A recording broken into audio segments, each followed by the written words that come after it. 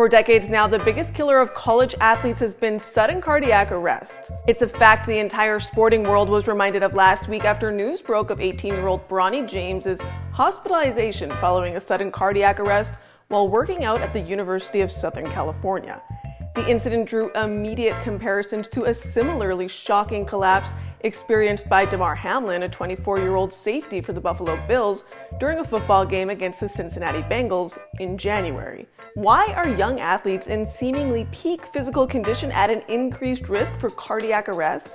Sit back, relax, and take this in.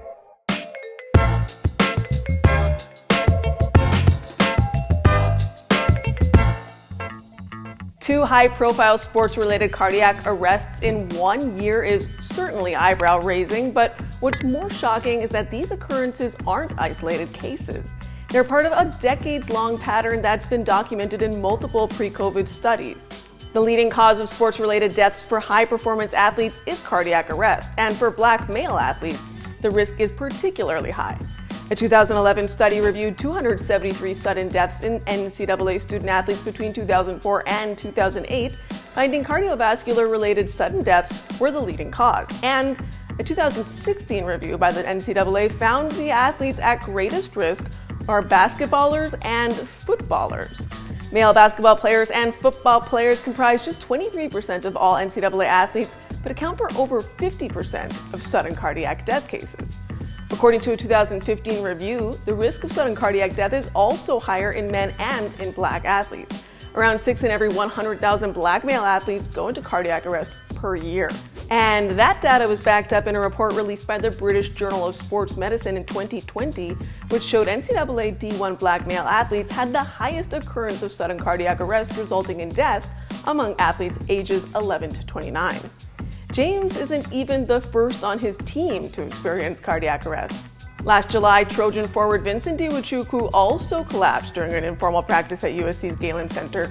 That's partially why USC staff were so prepared to deal with James's emergency.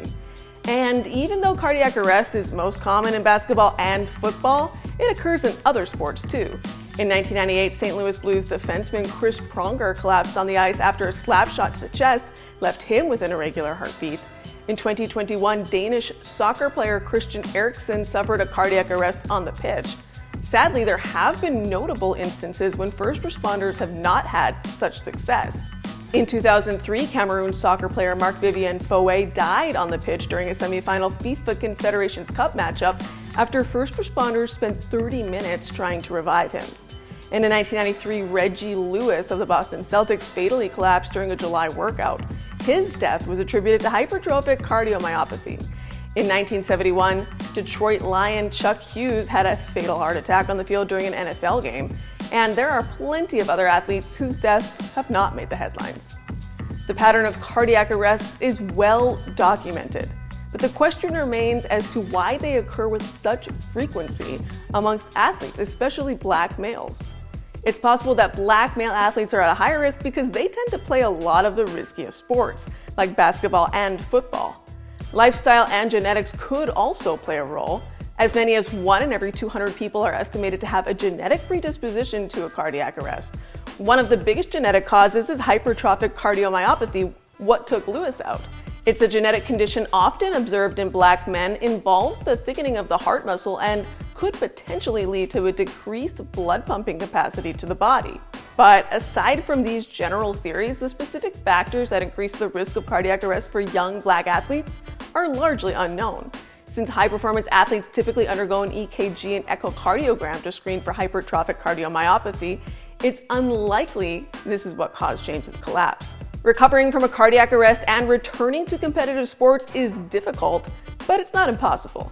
In April 2023, Hamlin was cleared to return to football, and he recently participated in his first padded practice since his cardiac arrest.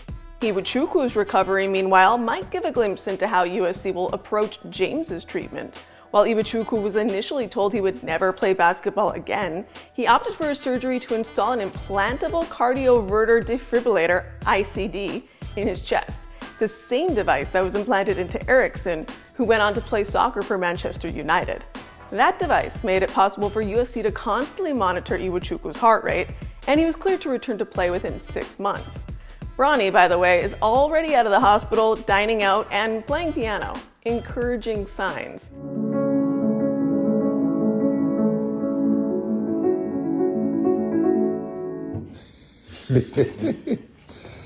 Man of many talents. Now it remains to be seen whether his scary episode, along with Hamlin's, will translate into increased research into the factors that put some of the healthiest athletes at such high risk to begin with.